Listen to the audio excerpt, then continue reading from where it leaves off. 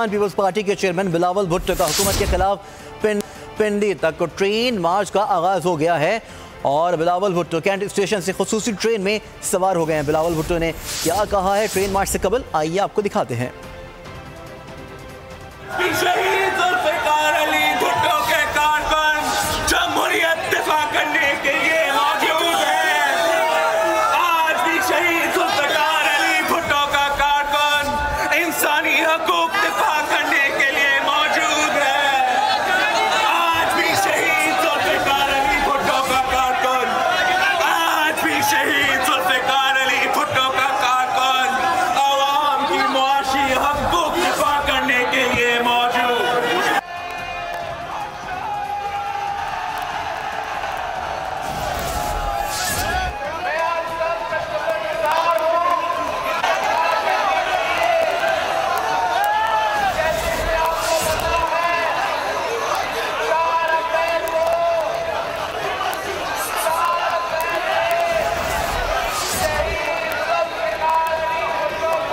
peoples party के chairman Bilawal Bhutto